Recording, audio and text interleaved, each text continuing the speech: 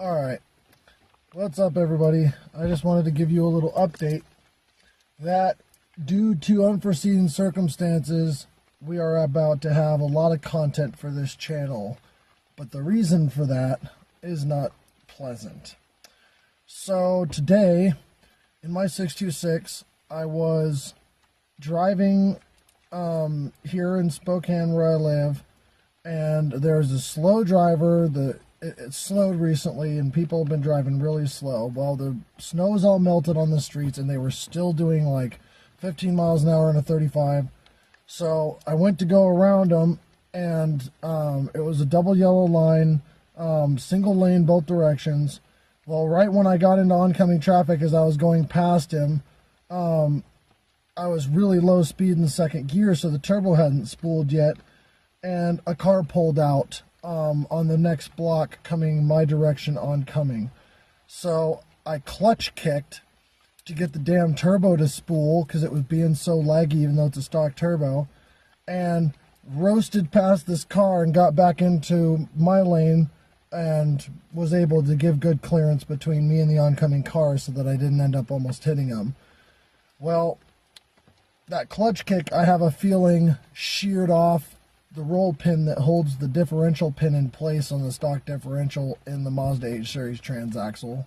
Wouldn't be the first time I've done it, because I went to drive, I came home, didn't notice anything, went to drive later and made it down this big hill near where I live, and when I got to the bottom, my steering wheel was shaking like I had an unbalanced wheel at 60 miles an hour, but I was doing maybe 30.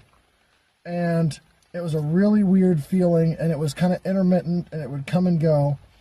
And so I went to Walmart where I was going, and I came back home, or I was coming back home, and as I left, that shimmy came back with a vengeance, anything over 15 miles an hour.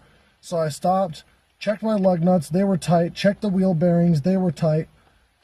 So I'm just thinking in my head, I don't know what the fuck this could be. And I turn onto a side street and start babying it home. Well, then I start noticing a little metal screech, screech, screech, screech, screech, screech, screech noise every once in a while. That sounds like it's coming from the transaxle when I'm in the car and I'm driving. And as I think in my head, what could possibly make that metal hitting like a metal tab that it doesn't clear kind of noise like that, accompanied with a shimmy? And the only thing that I can think of is that the differential pin is falling out of the inner housing of the differential inside of my transaxle, because the roll pin sheared off, and it's allowing the spider gears to have play in them to where they're not on center as they rotate, so it's causing the CV axles to shimmy. That's the only thing I can think of, because it hits the steering hard, and I wouldn't think that axles would be able to do that, to make a huge wobble in the steering like that. But I can't think of anything else that it would be combined with that screeching sound, and I wish I could get it on camera, but if it is the diff pin, I don't want it to punch out of the case with the spider gears. I want to be able to use this case again.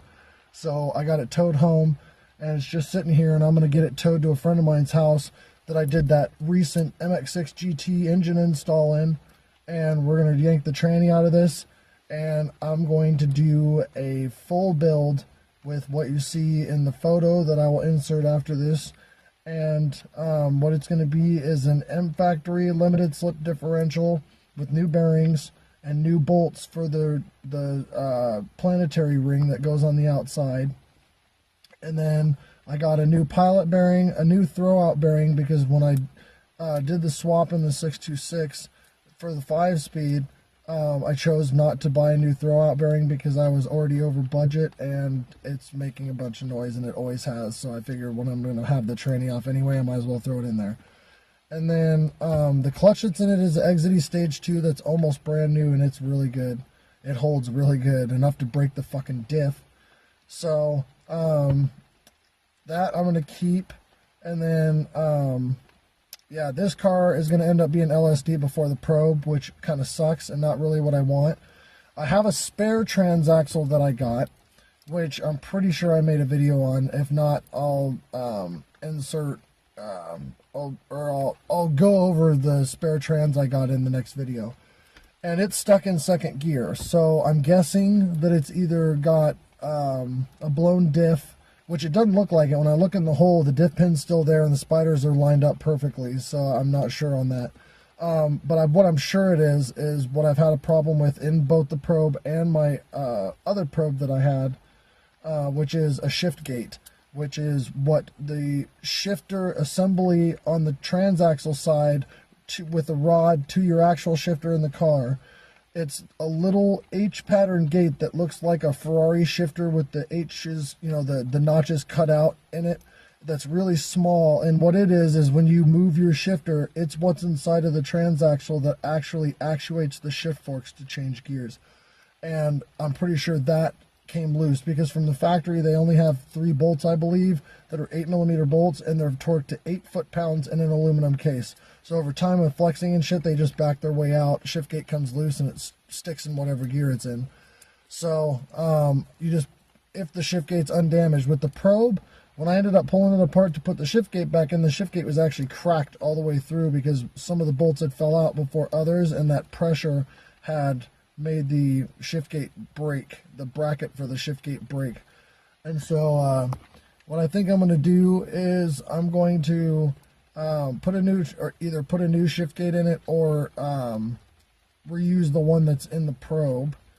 And if it's in good condition, then I'll take that trans and just build it on a bench. If the synchros and gears and everything look good other than the shift gate. Because it only has, like, I think he said like 100,000 miles on it when I got it. But then I'll just put the M factory in it and have it ready to go. And then that way, instead of pulling the transaxle out of this car, out of the 626, rebuilding it, you know, or building it with the new diff and everything, and putting it back in, I can just drop the tranny out of this, throw the other tranny in, and be good to go, because I have school again starting on the 3rd of January. So I've got to have this bitch running.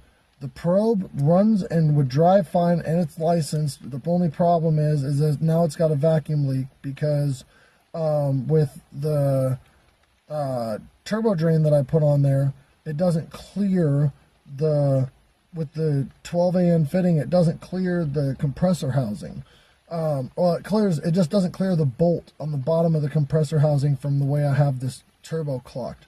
So I'm either going to have to figure out a way to clock it differently, which is going to suck assholes, a big old bag of assholes, or I'm going to have to use a different drain, which I don't want to do, because I used an 8AN drain this last round with a stock 3AN feed line with no restrictor, and it blew out turbos constantly, all the time.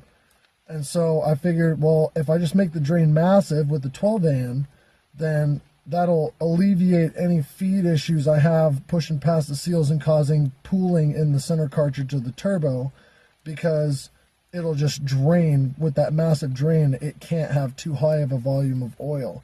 My oil pressure is not extremely high, especially after high boost runs in the probe. It runs generally 30 or so at idle hot, which are, well, 20 to 30 in idle hot. But I just, with the probe, it runs and dries fine. It's just got a vacuum leak because I have one of the bolts out to clear the drain. So I'm going to have to redo the drain so I can put the bolt back in to fix the vacuum leak, because the compressor housing is not being held on properly.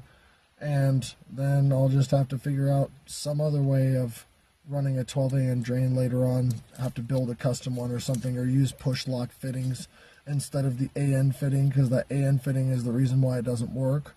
Because the bolt for the AN fitting, the nut that actually you screw onto the fitting, is so large with a 12AN that it just runs into that bolt on the back of the compressor housing. So hopefully we will have no issue with getting some video for the channel so you guys can see everything I'm going to do. I'm going to try and videotape as much as I can while pulling the transaxle apart on how to do it, what I'm doing, what I find. Because with the transaxle in the 626, I'm probably going to pull it apart and throw the stock diff that's in the stuck in second gear transaxle back into that one, just so it has, or excuse me, no, I'm going to pull put the M factory in, and then I'm gonna just take that stuck in, or no, yeah, that's what I meant. So yeah, because the transmission that's in here shifts like butter. So what I'll do is I'm gonna weld the diff pin in place on the differential that I get out of the transmission that I'm gonna build on the bench, because it's got a stock diff in it. And if that's in good shape, I'll just weld the pin in so it can't drop the pin. And then I'll put that in the transaxle that I pull out of the 626 at some point. But for now, I'll be able to build that spare one that's stuck in second gear on the bench and then just swap it with the one in the 626 to get me back on the road quick. And then the one that I pull out of the 626 right now that I think has a drop diff pin, I can take that later on and put that welded stock diff in it and just have it as a spare for the probe in the 626.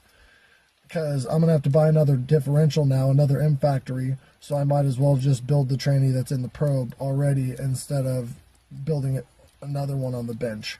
So I don't know, I might change that up at some point.